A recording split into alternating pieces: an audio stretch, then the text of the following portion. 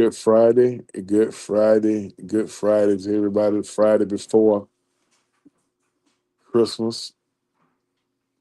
I mean, man, OG Truth with a two hurts with a Z coming at you with the nothing but the true weekend preview. We got a lot going on. We got a lot on tap starting today. You got bowl season that's really starting to crank up. We've had a few bowls, but right now everything's starting to crank up. Right now, you got the Myrtle Beach Bowl going on, and right now it's kind of tough for one of the local teams, Kennesaw State. Right now is they down 34-0 starting the second half against Myrtle Beach. Excuse me, not Myrtle Beach, but Western Kentucky. Um, I didn't actually pick it up until Kennesaw State's last drive before halftime, where they tried to go down and score. They couldn't um, get in the end zone. They tried to kick a field goal, and the field goal kicker missed it. So they got an uphill climb. They they they got the ball to start the second half, and right now they trying to get a drive going. So got a whole lot going on this weekend locally and with the bowls. First of all, make sure everybody hit them buttons, man. Make sure you like, share, subscribe. Y'all see the channel in the chat. Truth with a two sports and entertainment, formerly known as Truth TV. Um,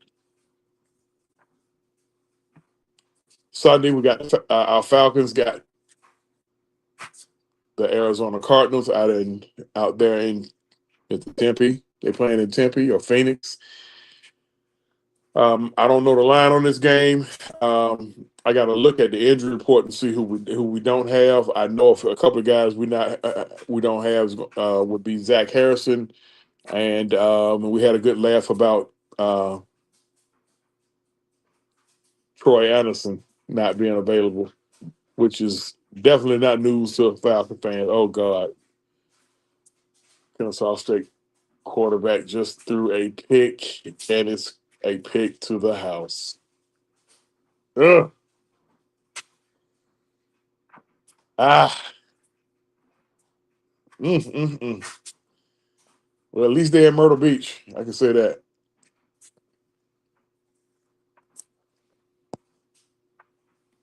Um, I think Arizona's down to their. I don't know what they're down to, but I don't think Kyler Murray's playing. It's my understanding is Jacoby Brissett. I would say it should be a piece of cake, but so should Miami. So should have been one of the Carolina games. So should have been the Jets. Um, so I ain't gonna say it's a piece of cake. Falcons already been eliminated from the playoffs, but right now, it ain't even about playing for pride or nothing like that. It's just going head on and let's just everybody be professionals, finish the drill. Coming off a big Thursday night win last week. Anytime you go on the road and win, it's big, and it's even bigger when you go on the road and win against one of your division rivals and on prime time. So, um, big game from Kirk Cousins, Kyle Pitts, Bijan Robinson, the usual suspects. The usual suspects gonna always be Bijan Robinson, the quarterback, and one other guy. And that one other guy, I'm talking about wrong or right, good, bad, or indifferent. LT in here, LT. Okay, wrong or right, good, bad, or indifferent. It's gonna always be the usual suspect. Gonna always be the quarterback, Bijan Robinson, and one other guy. LT, what you got going on today, there, brother? Happy holidays to you. Same to you, man. Not much right now. Just got a little break, a little time Celebrate. on my hands. So I'm just yeah, so I'm just chilling for the moment. Yeah. What we discussing? Well, we just going over the weekend preview. You got a background going. I don't know if you're in the bathroom or something. It's bouncing off of something, or your phone is up. Might be a little loud. Can you? But What about now? that's yeah. That's either way. I deal with. I can still hear it, but I deal with it. Um, Okay. but we got a lot going on this week. We got Alabama going to Oklahoma tonight. They are this will be their second meeting this year. First meeting, Oklahoma took care of Alabama. So what you got for that game? Um, Honestly, it is kind of crazy to say this, but I actually think Alabama probably pull off the upset. I know Oklahoma been, beating on them the last 2 years, but I think on the third go around, I think Alabama actually beat them just like how Georgia beat Alabama, last season. They beat us in Tuscaloosa this year. They beat us in Athens, and then we got the Atlanta, which was, overcome an obstacle game because we never beat Alabama in the SEC title game in history, and then we pulled that off. So I think Alabama probably would get the upset in Oklahoma today. I said this the other day, and I'm gonna stand on it. When they announced the parents of the college football playoff, and when I saw how everything bracketed up, I'm telling you, they trying to set up a trilogy. It's in line for Georgia and Alabama to meet in the national championship game. Now a lot of shit got to go on before that. Of course, Oklahoma will have to. They on the same side with Ohio. Excuse me, with Indiana. They would have to knock off after they beat if they beat not Oklahoma, Alabama. If Alabama beat Oklahoma tonight, they got to face Ohio State, and then the fourth seed is who? Who's the fourth seed? Texas Tech. They would have to beat Ohio. They beat Ohio State, then Texas Tech, and then get to the championship game. And Georgia, of course, they would have to beat the winner of Ole Miss, Ole Piss, excuse me, Ole Piss and Tulane, and then beat the Ohio State, and then get to the national championship game. So I just think they're trying to set up a trilogy because I'm just honestly that's what the majority of America who are not Georgia and Alabama fans want to see. Like a lot of you got folks of course folks want to they like the new teams in there. I mean because Indiana is considered a new team. It'd be nice to see Indiana. Um, it would be okay to if Ohio State didn't talk so much shit. I wouldn't mind seeing them. But I just think that's what they're setting up. But I'm predicting an Alabama win tonight in Norman. Um, it's a big controversy on whether they even should be whether they should even be in the college football playoff or not. Um, hey, all I got to say is that they don't belong there. Oklahoma need to show it tonight between 8 and 11 or 8 and 12 that they don't belong there. Um, moving on for the rest of the weekend. Tomorrow you got seven. You got number 10 um, Miami going to going to College Station to take on Texas A&M. What you got? Um, you said Miami going to College Station. Yeah, to take on Texas A&M. Mm,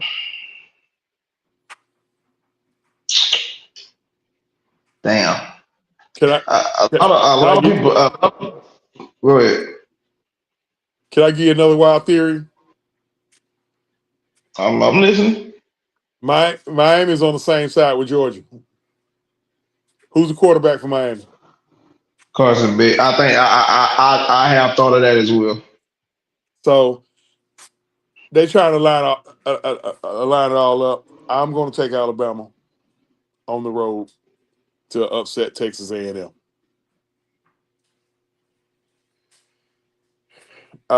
I saw a little bit of Texas A&M. I mean, I wa- you know I wasn't overly impressed with them, but I ain't gonna call them. I'm not gonna say they're overrated either. Okay, you I got mean, if I'm not mistaken, the thing about Texas A&M, I am going to say they overrated because majority of their season they played teams that was like below average or bad, and then they get to South Carolina. Now, don't get me wrong, South Carolina tricked the game off real bad. I mean, real bad. But looking at that game, for you to not only allow 30 points in the half, but was down 30 points by halftime, no, dog. And then Texas walked in your house and they finished the job. They smacked you at home. So when you played against formidable teams, you don't look successful. That tells me everything. You're not as good as you may think you are. okay. That makes sense. Um,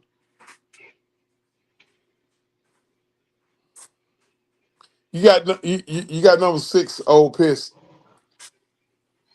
hosting Tulane now.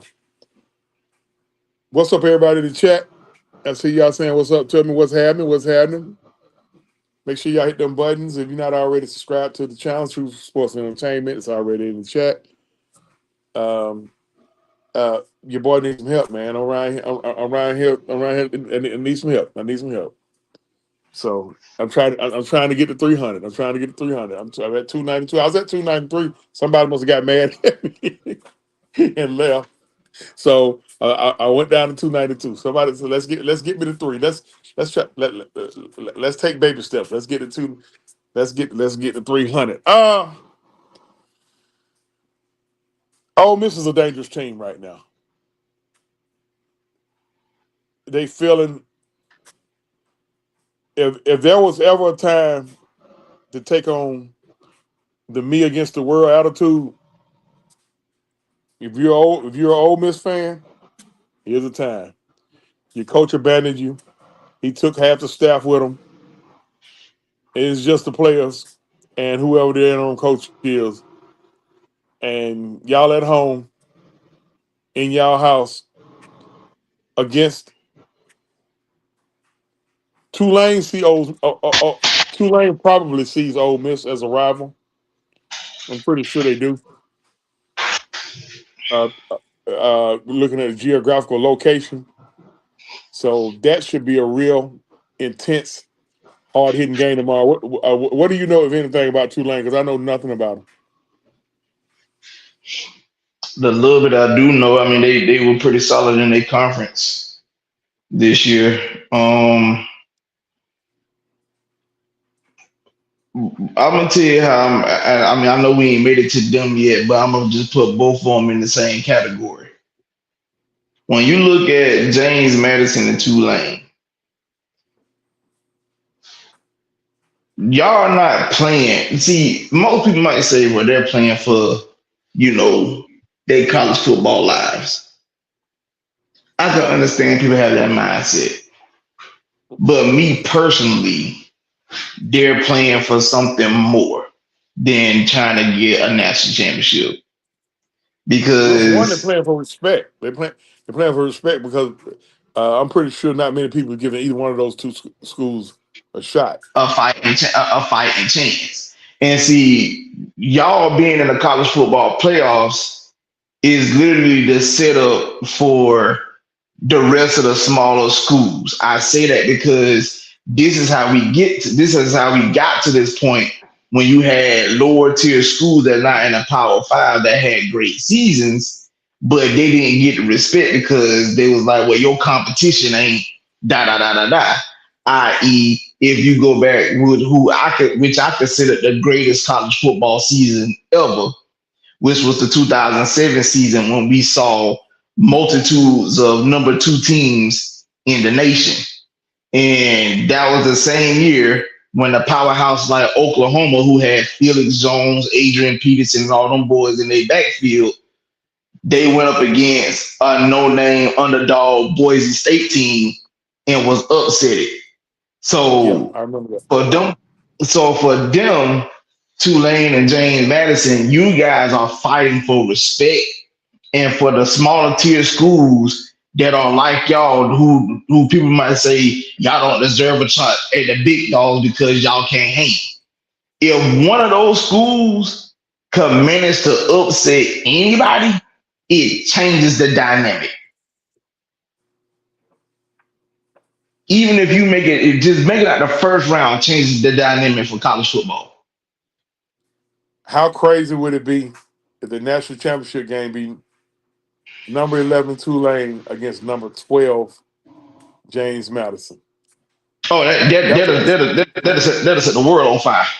that'll turn the whole college football world uh, on its head, and the college football uh, playoff committee would really be beating their chest off that because why why why they would beat their chest is because I mean you dare I say it's a lot of people that feel like those schools are not worthy of being there. They just there because they won their conference. But So they, but put in perspective, OG. Let's go back in that time frame. The tail end of the season of 2007 season, it was the top of '08, and you had the game between Oklahoma and Boise State, the Fiesta Bowl, the infamous Fiesta Bowl that led to Boise State upset of Oklahoma. But let's fast forward 8 months later, 9 months later, where you start the college football season off with a brand new Big Ten network that just started off in the first broadcasted game, number 5 Michigan taking on Appalachian State. And then what happened? If you was in the college football at the time, you know how significant that game is. Because Michigan was a national championship favorite. they are labeled to this day as the giant killers. App Exactly. State. Yeah.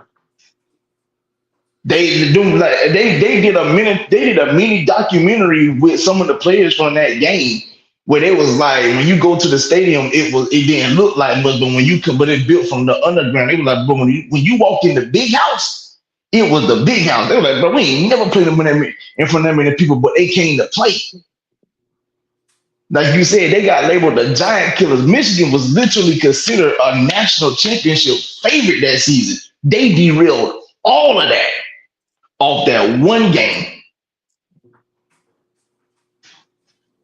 So, like I said, for me, and I know James Madison playing in our conference the Sun Belt because I grew up around Georgia Southern.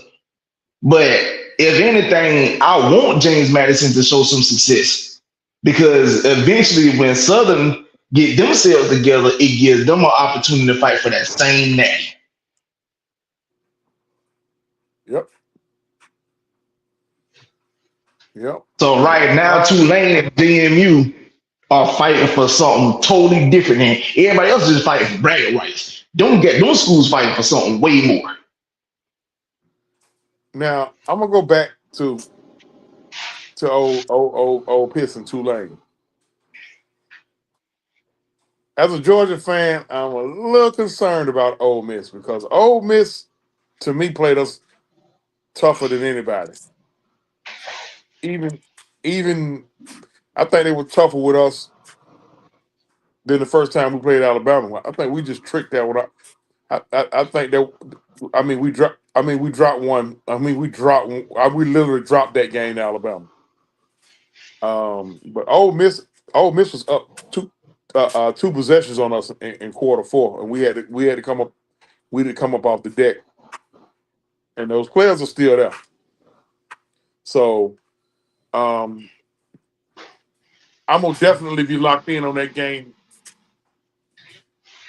to, to see how how that plays out because we get the winner of that game.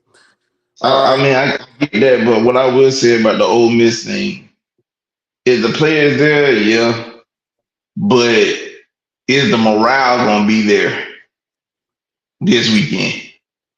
Because you don't have Lane Kiffin. He's in Louisiana right now, and then with all the hoopla that went behind it, him trying to make that decision, then he finally made a decision, but he ultimately wanted to finish the season with the kids.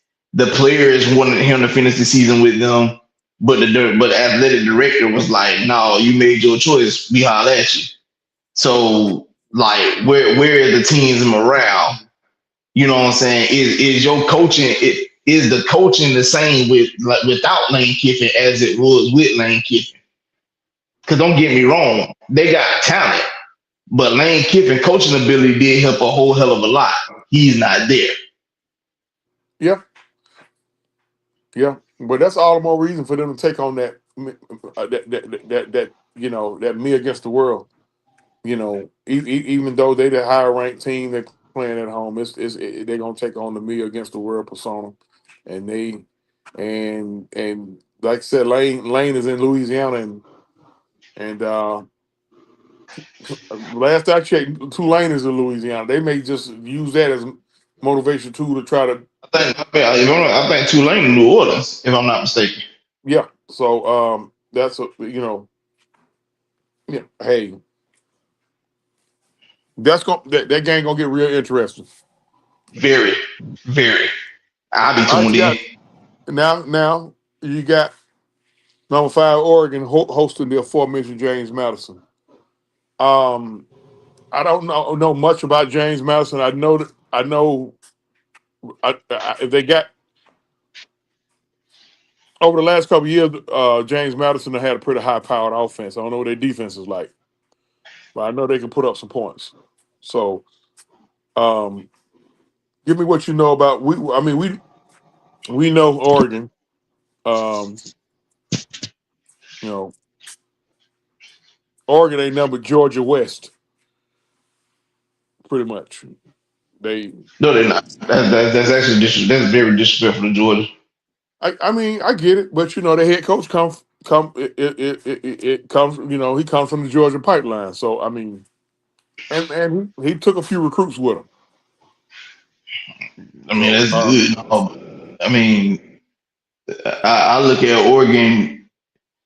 Just because you come from the pipeline, don't mean that pipeline leads to the west. Because, like I said, the south is what the southeastern conference is what it is.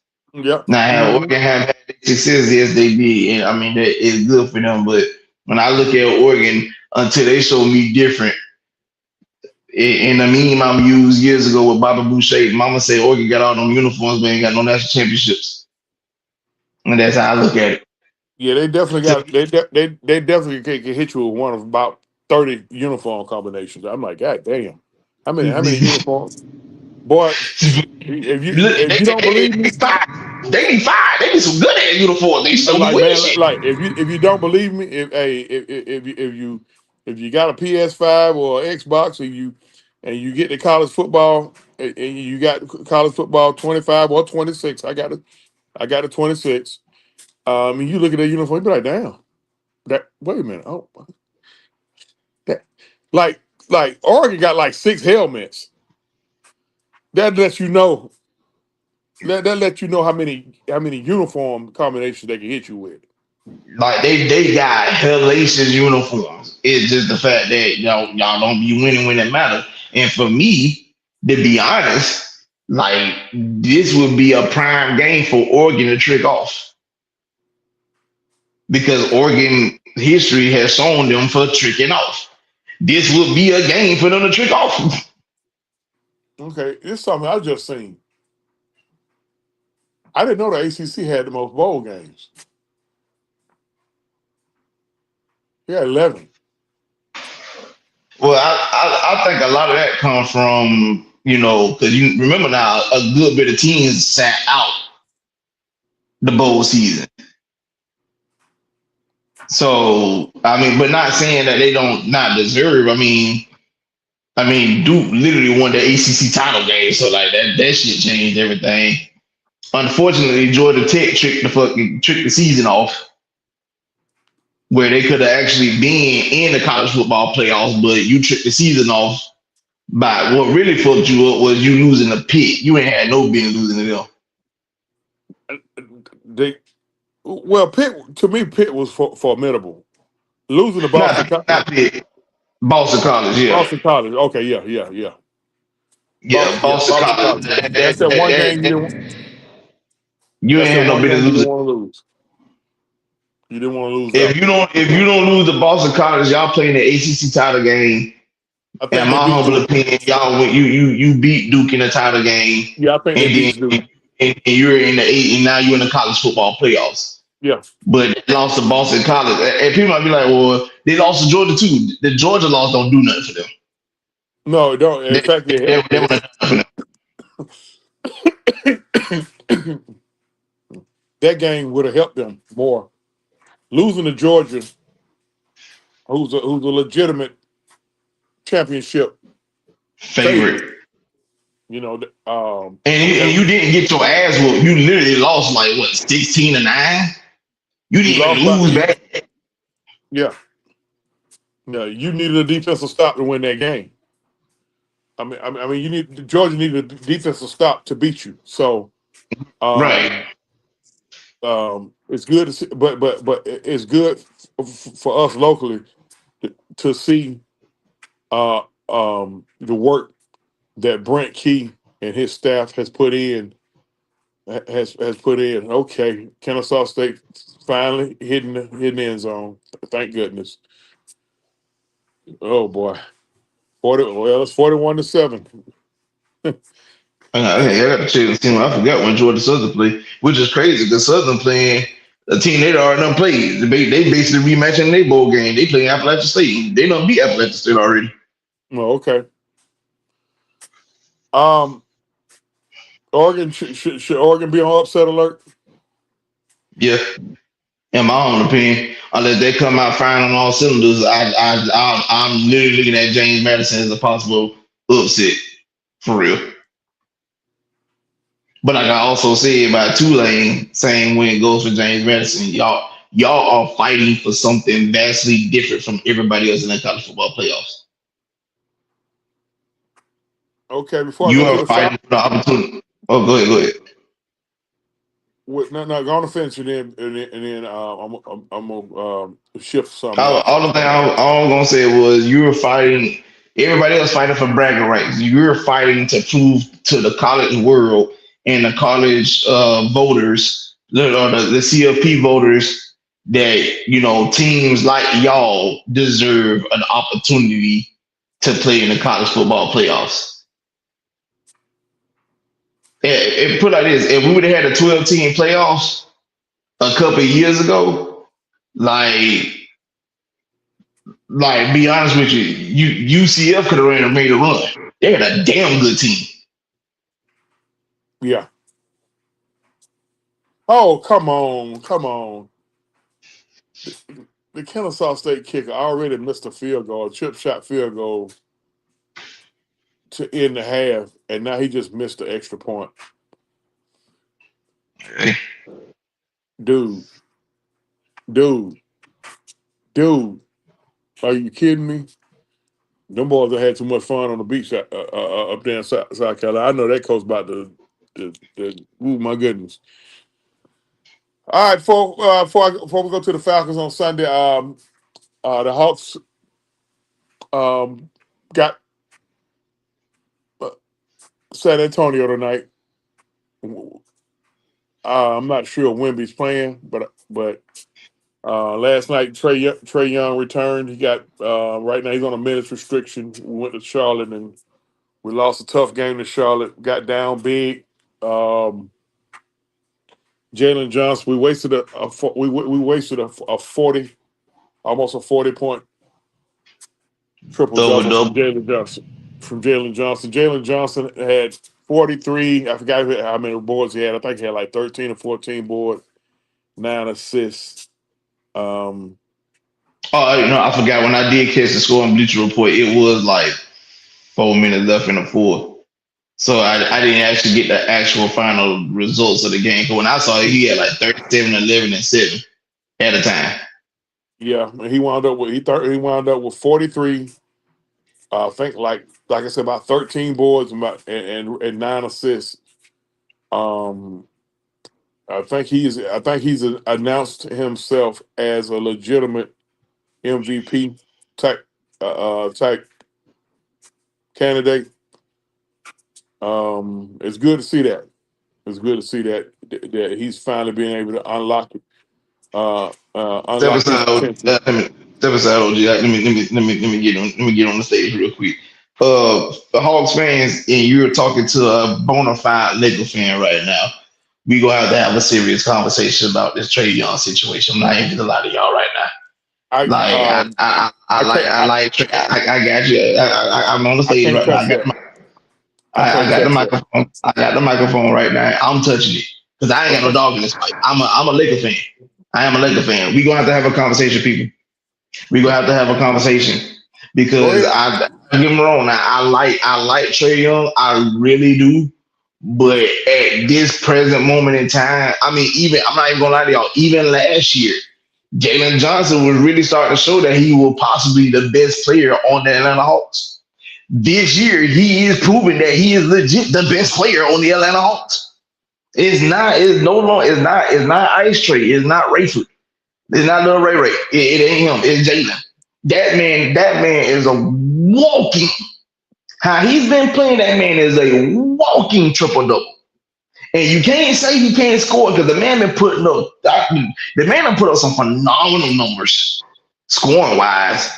He done give you 30 points, 40 points. He borderline to hit 50.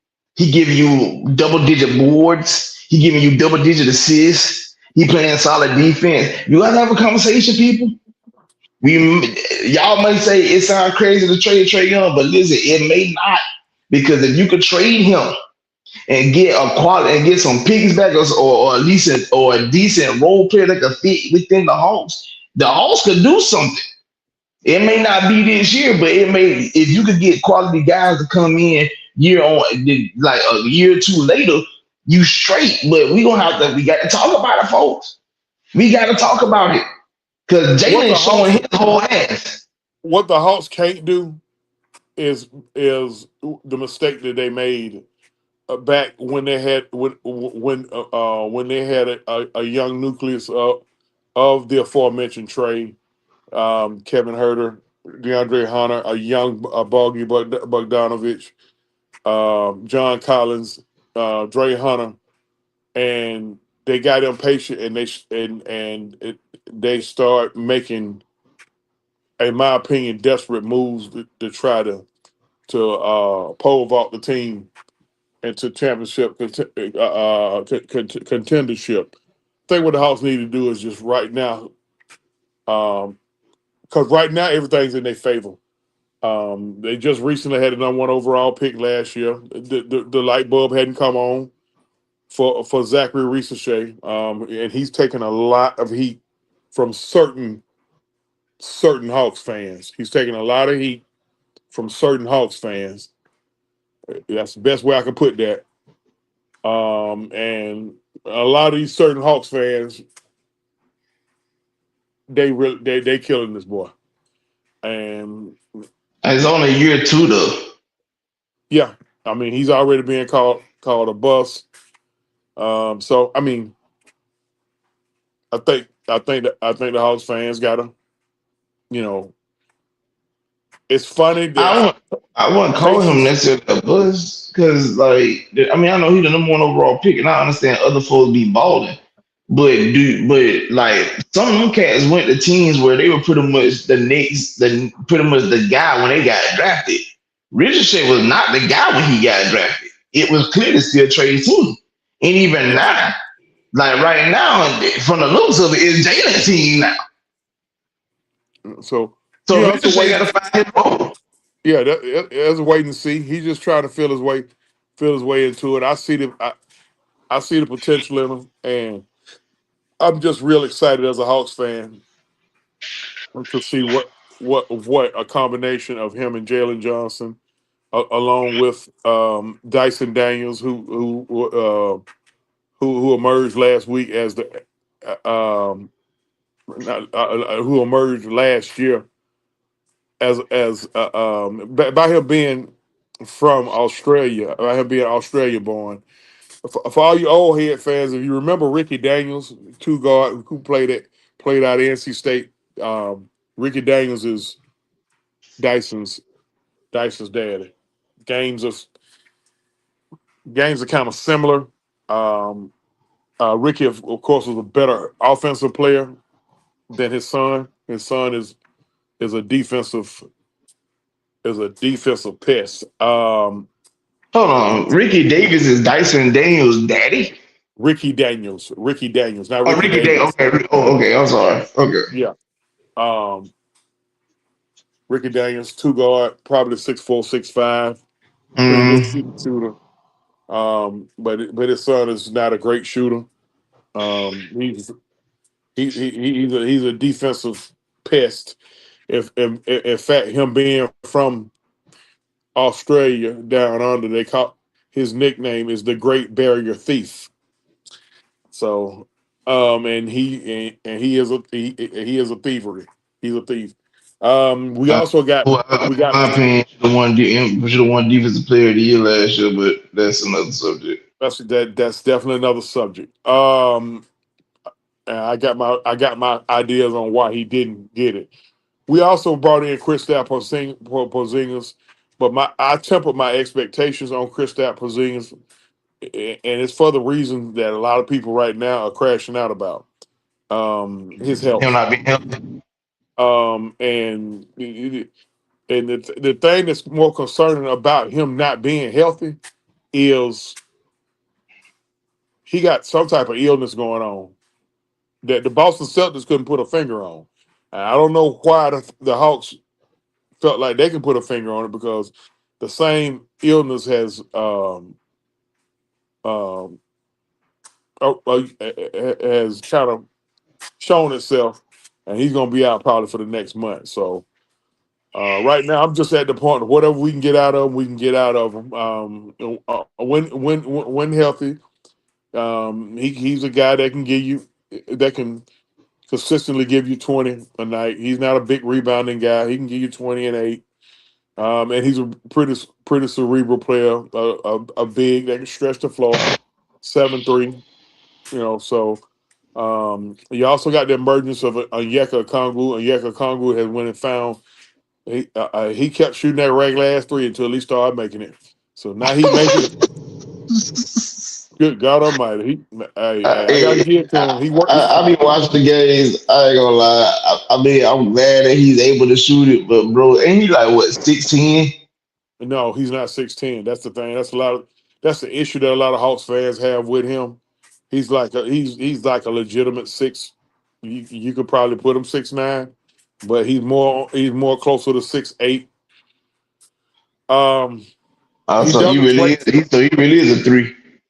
Yeah. He doesn't play small. He plays big, but I guess people just can't get past how his actual height. But overall, he holds his own against the other bigs. It's just sometimes when he go up against certain bigs, he kind of look under when he run up against the Jokic and Embiid and them type guys, they give him problems. I mean, but I mean, those you guys can are go find you a legend and get in the fucking gym. Because when I hear people like that saying that, that's an excuse. Because Charles Barkley was a legit 6'6" power forward, and he was banging with the shit. best. 6'6" win. I'm just right at 6'3", and I done had a conversation with Charles Barker, and basically we looking each other right in the eye. 6'6" what? I don't know. Maybe 6'4". But they, So I mean, so that's even worse because so he basically and so many turns he's a point guard height, but he was banging with Elijah one and all them in the paint. So that come on, man. yeah. That's why I So have a problem with with a lot of the ball players now because people are about what's wrong. Like they ain't got to necessarily be rebounders bullshit because if you getting bored, that mean your opponent either you giving your team extra possessions or you're taking away possessions from your opponent. Y'all dudes be legit 6'8", 6'9", 6'10", and it don't be wanting to bang. But again, if you're telling me you met Sir Charles in person and you 6'3", and it's like you look at Sir Charles in his eyes, then that means that, like you said, he had what 6'4" at best, but this man was dying that day with Elijah on 7 feet. He banging with David Robinson 7 feet. He banging with Patrick Ewing 6'9", 6'10", 6'11", 7 feet. Alonzo Mourning. The list goes on. He was banging with these folks. He in the paint with them and doing numbers.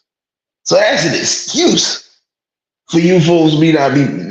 If you say he's 6'8", 6'9", I'm get in the paint. LT, Yeah. boy, we hate when this happens. Y'all stand.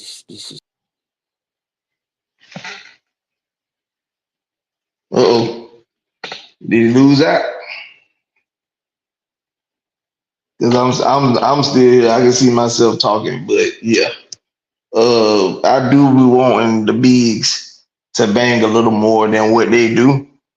I don't know what's going on in today's NBA with the big men not being able to bang like they should. So that is a problem to me. And I'm glad that he can score, but I just don't like the fact that, guys not banging like they should. You back, OG? Yeah, I'm back. Yeah, yeah. Somebody, yeah, yeah. Somebody called. You know how they is when the phone rang. Mm, You know. Hawks right now 15-13. Um, that's about where you expect them. They no, are they a title contender? No. Can they be? Can they be that? It all depends on what goes on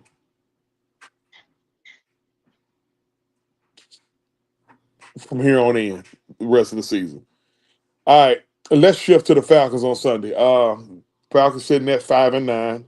They out of the playoff hunt, but in a strange way, this could wind up being a three-way tie at the end of the season, where the Falcons, the Panthers, and the Sucks can all be at 8 and 9. But because of the tiebreaker scenarios, the Falcons are already out of it, and the NFC South is going to belong to either the Bucks, excuse me, the Sucks or the Panthers.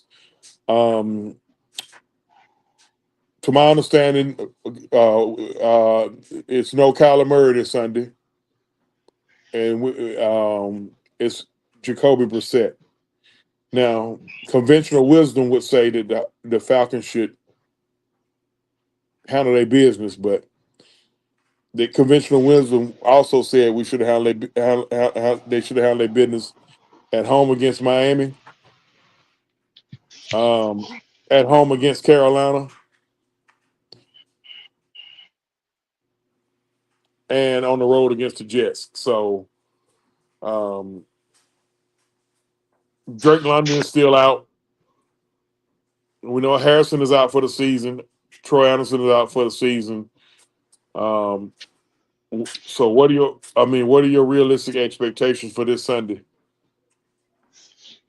I mean, what you were saying? What kind of speaker you were saying? I'm sorry, say that You said again. you were saying something about what you said. You said sensibly speaking. Yeah, That what yeah. you said? Realistic expectations for this Sunday. No, I know that, but I'm gonna reiterate what you said because you said sensibly speaking. I'm gonna say sensibly speaking. We also know that Jacoby Brissett isn't new to this, This man been playing. I'm pretty sure Jacoby now done been playing probably about 10 NFL seasons. Um, he has been a starter before and whatnot for many different teams. I say that because at most people, like I said, most people would think, well, Atlanta should be able to beat Arizona Sunday. Also, sensibly speaking, you know that Atlanta don't play well in Arizona. I don't I even know when can't. our last win in Arizona. I was just about to say. I can't remember the last time we won there. The, I remember playing them in a playoff game, and that was Matt's first playoff game, and we couldn't get a stop at the end, and lost that game. So and it's been all kind of shit that went on. With I think we I want to say a couple times we played them here, we won, but I know out there we haven't fared too well. Majority of games that we played them in Georgia, we beaten them. Yeah, I'm trying. I'm legit trying to think of a time that we lost it up in Georgia. Cause hell, in one game we beat them in here, man. That was the game back through 5 interceptions, and we still won that game. yeah, that was his worst game by far as a pro. You would think, listening at a lot of the criticism that he's gotten from local fans, that he's had more games like that, but that was literally his worst game as a pro. Yeah, Um, so right now, people got some postseason awards, uh, possibility on postseason award. I would say Bijan Robinson will be a legitimate MVP candidate if our team was better. But I look down. Hell, he putting up MVP type numbers. He lead the league from, in yards from scrimmage. Um, he's getting to the end zone. Um, he's got a couple of critical fumbles this year. I mean, good God Almighty. You know, he ain't got to put the ball on the ground a lot, but when he do, it's back breaking. But outside of that, Bijan Robinson is definitely a legitimate on it on a better team, a legitimate MVP candidate. So I guess we gonna try to get him to get the yards from scrimmage title, if that makes sense. And Kirk Cousins got to axe the grind. You know, he's looking for a starting. He's looking to be a starting quarterback in the future. And so far, he's played okay. I mean, he's played well. I mean, he's done what he's supposed to as a vet. I will give him job. Yeah, I'll give him. I'll say good job of doing your job. That's one of my phrases. Good job at doing your job. Um, now, the light bulb came back on for Kyle Pitts this past game against Tampa. Do you expect more Kyle Pitts or now? I'm not expecting another 3 touchdown game out of Kyle Pitts. I'll take it, but I like to see this the same the same type of production, if that makes sense. What you think on that? I mean, I agree. I just don't. I'm not looking. I mean, because like I tell him about, I'm like the old folks. A dead clock right twice a day. So yeah, I mean, if he have another performance or a game where he's vulnerable, cool. I mean, I'm not, and really and truly, this ain't me saying this by making taking a shot at Kyle Pitts. It's more so about the game plan. Because the way how they aggressively used him the previous Thursday, they could have did that. all through the season, and they did. So I mean, I don't know. It was like plays that, like I said, it was like the man was an afterthought unless you ran ran you like a bullshit play like a tight end screen. He was pretty much an afterthought. But then last Thursday, the play call looked like it was set up for him to be successful. But like I said, we'll see.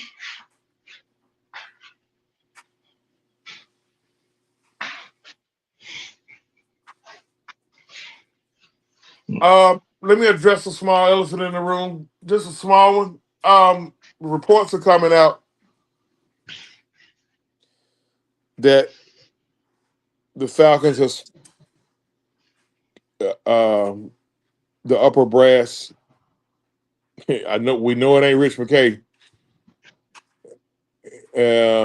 Bill Belichick's name is coming back up. Now it's a oh shit. It's a this I mean this the fan base is literally split down the middle on this. You got a lot of fans saying, why we even going after him? We lost to him. And look, man, hey, get over 28-3, y'all. I know it's hard, but it ain't like you mourning. It ain't like you mourning the death in the family. So, I know it feels like a death in the family. So, hey, get over it, get past it. OG, I got a problem with that. I'm looking at fans complaining about the opportunity. Like this could have been a lost cause, and yet here we are in a situation where we can actually right our wrongs. And you Yep. telling me you got fans saying if they make this about it'll be my last days of being a Falcon fan. Excuse me, Goodbye. we holler at you, bro. Yeah. Because Nobody. I promise you. I if you promise you, won't be didn't, missed. if you did not lead after that Super Bowl loss, then come on, bro. You hang around. Um, February the 5th, 2026 will be 9 years. 2026, February, 2027 would be well, yeah, well, no, you're right. February 5th, February the 4th, 2026 will be 9 years to the day that we lost that Super Bowl. 9 years to the day. All right. The problem that I have is people say they want winning, but then you can get literally the winningest coach in NFL history. He had won 2 Super Bowls as a defensive coordinator, 6 Super Bowls as a head coach, and you don't want that guy coaching your team. And by the way, folks, for those people who say he could have did without Brady, well, he he it was him who took a chance on and developed Brady. Brady was a Because Brady sixth was round as pick. a 6th round pick. You dumb Like motherfucker, you. they got that's my phrase. That's my phrase. You can't have it. Um, they literally got a documentary out called The Brady Six. Y'all know what that means? Tell them what the Brady Six mean, LT.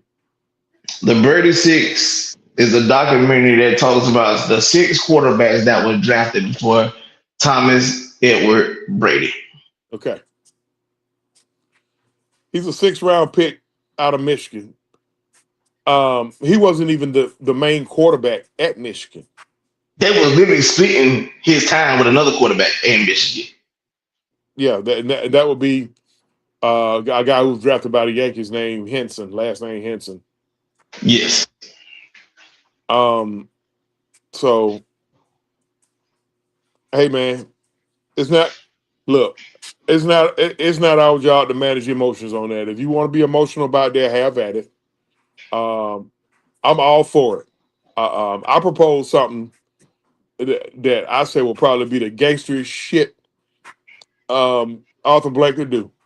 Man, I'd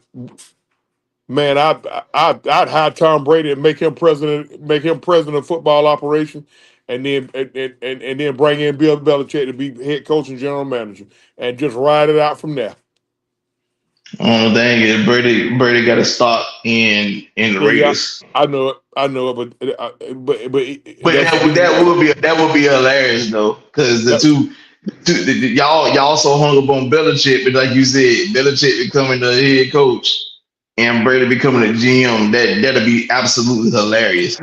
Now Brady become the president, we get Rich Oh, the McKay ass up president. out of here, Oh yeah. and then we bring in Belichick to be the head coach and GM. Picture Belichick working for Tom Brady. That would be, and in Atlanta at that, that would be something crazy.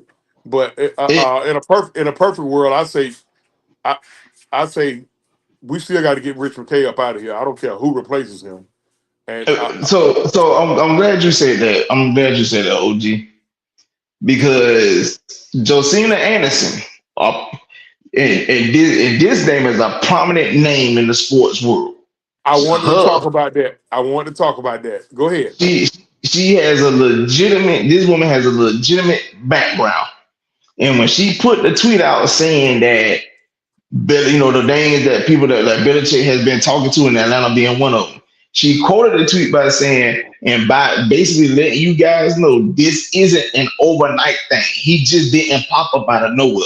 Just being in the works. So then under the comment, somebody mentioned, well, obviously they didn't want him the first time because they took Raheem Morris and da da da da. And the only tweet she responded to was that person. In her words was, "That's not what happened." And then after that, they went through a series of people replying. So a dude took upon himself to ask Grok. Grok is a new AI form thing that's supposed to be helping you get information on social media via Twitter or X, what you want to call it. And Grok came back and said the rumors that Bill Belichick wanted full control was actually false. He did want full control, but mainly because of she made shapeshift the hierarchy in the organization, i.e., Rich McKay.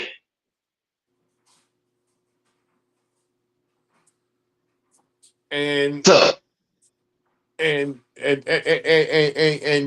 for the guy who reported this, who I respect his takes a lot, but I think he's off on this one. Uh, Rich McKay ain't being scapegoated worth a damn. No, and, who, and, and, who, and who, who, who made this? Who made this statement? um, the gentleman that reported this on what Josina Anderson said, I don't know the gentleman's name. He makes a lot of he makes a lot of he's an Atlanta fan. He makes a lot of take white guy. He makes a lot of takes about Atlanta sports, and majority of the time I agree with him. And he said I've been a fan of this team for 30 years, and he said the problem I is did too. Arthur Blank. He said the problem is Arthur Blank is a terrible owner. Okay, let me let me let, let me say something to that. If you've been a fan of the team for 30 years and you're saying Arthur Blank is a terrible owner, dare I ask you, Arthur Blank has owned the team for 23 years. So them other 7 years, the Falcons were owned by the Smiths. And if you old enough or remember that ownership group with the Smith family, Rankin Smith and Taylor Smith, they gave zero fucks about this franchise. In fact, it was a running joke that the Falcons wasn't nothing but a tax write off for the Smiths. So you mean you can call Arthur Blank a terrible owner, because what he's saying is if you got a big problem with Rich McKay, Arthur Blank hired him. Okay, all right, have at it, but that don't make him a terrible owner. In fact, if you look at the Falcons' record since Arthur Blank became the owner, they like in the top half of the league in wins as a franchise since 2002. You ain't got to listen to me. Just go look it up. You got the And same.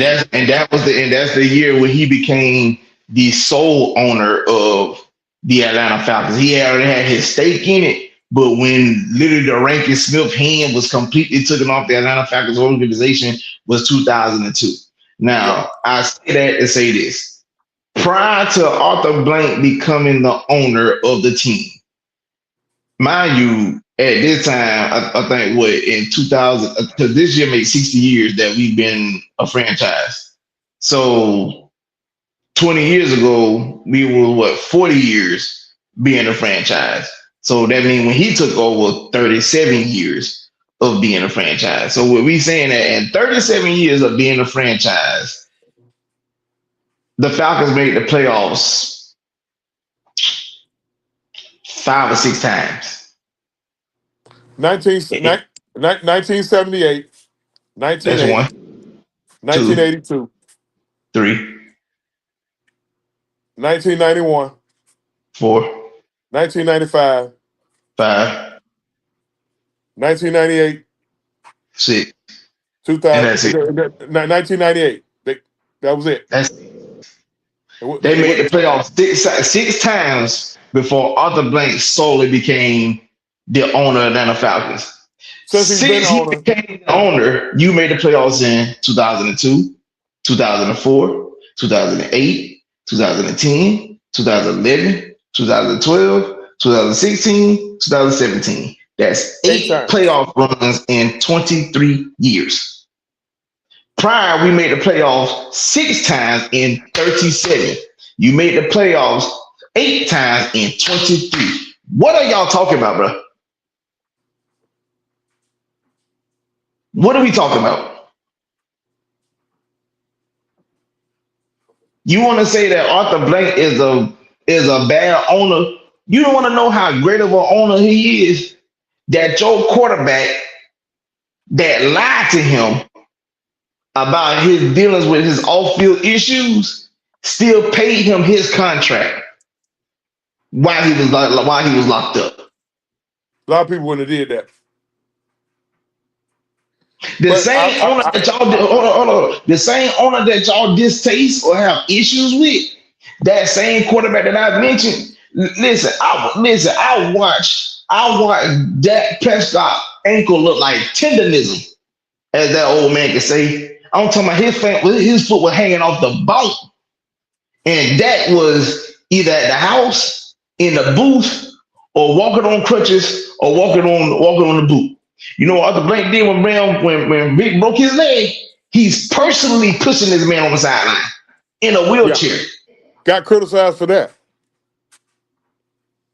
He could Got have paid criticized for that. OG $20,000 a Sunday to push Vic across that damn field, but he did it. The owner pushing his franchise quarterback in a wheelchair, but you got a problem with him. You want to say Rich McKay is a scapegoat?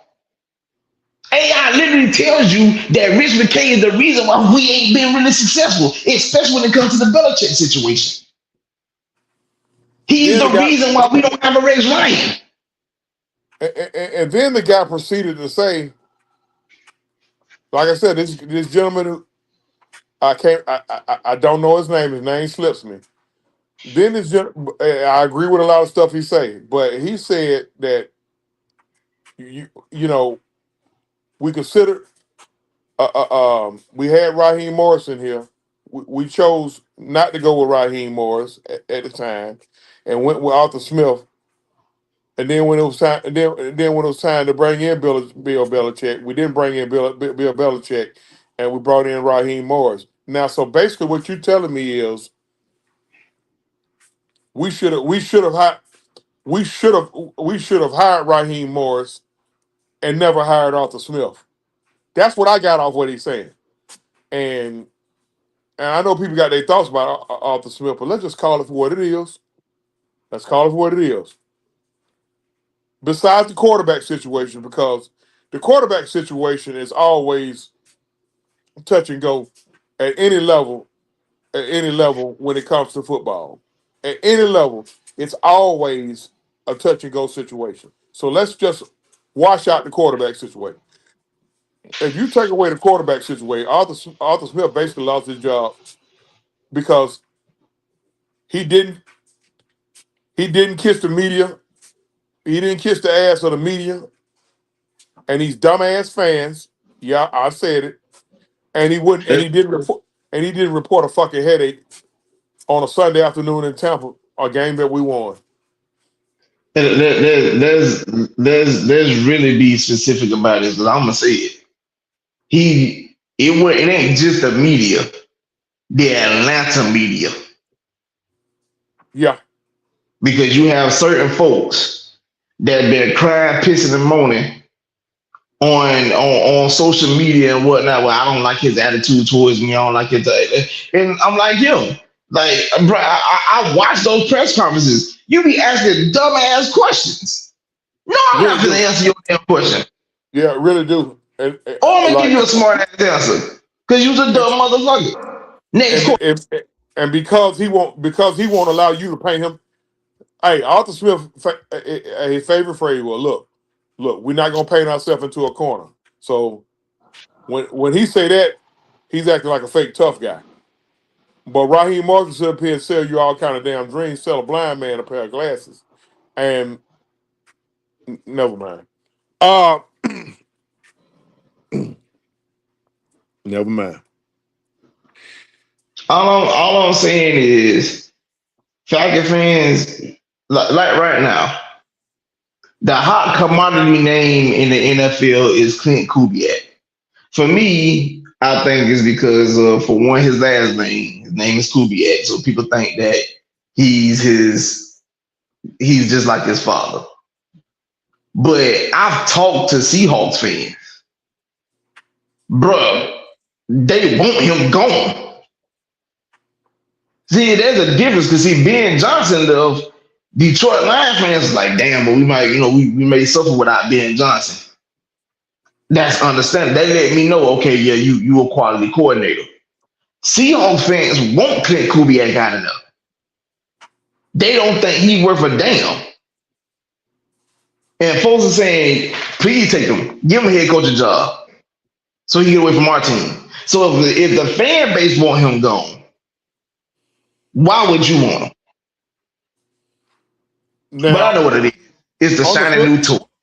you have the shiny new toy. Um, on the flip side of that, Seattle could have a bunch of dummies in their fan base, just like we got in ours. So I mean, I don't know much about Kubiak outside his last name, but until I watched a couple of the games. The play calling be abysmal. Their okay, offense don't be rolling like that. I mean, even last night, yeah, they came back and won, but initially the play call was that were for damn, and then he got it together and whatnot. But like what I forgot what game it was where they beat somebody 26-0. Bro, they offense ain't do shit. They offense didn't do nothing. And that's what, and even when they played against the Colts last week, I mean, not saying that I'm not saying that the Colts is a bad team, but the only TD that was scored in that game came from Grandpa Rivers. Seattle couldn't get in the end zone once, and even then the play call was suspect. okay, all right. Kubiak is he the play caller he Seattle, the play caller for Seattle. Okay, yeah, motherfucker look like Prime Bill Walsh against us, but never mind. Uh, no. Because see, the thing about it is, remember, we went halftime tied 6-6. that's right. That's right. And hell, we were still in the game in the fourth quarter. Exactly. So Clint didn't. It wasn't the fact that Clint was a damn good play caller. Our coaching staff were fucking idiots, and people was not seeing that. Clint ain't good. I watched him against us. The play caller was abysmal. But he the shiny new toy. So, long story short, Falcons finishing out this season. Got 3 games left. Got 2 at home against the And by the Rams, way, against the Saints. you could play against a Rams team that's going to be off a 10-day risk, and they pissed off that they lost yesterday, and they still fight for the number one seed. Have fun And next Sunday. the more we lose, the more strength gets put into the pick that they got from us. And before y'all start crashing out about that pick, uh, that first round pick that y'all raising hell about, his name is James Pierce Jr., the current And NFL rookie leader in sacks. he had 8 sacks on the season.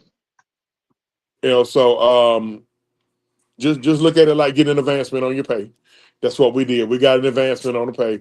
Get over it. Let's get ready for the second round, unless we trade back into the first round. That's it. Let me say something. I want to hear from you when I say this. Currently, the way the Falcons is constructed, wouldn't hiring a Bill Belichick will be the answer in a sense. And I'm gonna say why. What is Belichick known for? What is his coaching powers known for? One thing I know that he's known for is taking away what you do best.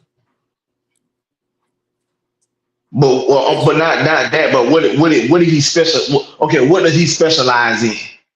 Defense. Okay, all right. That what he specializes in.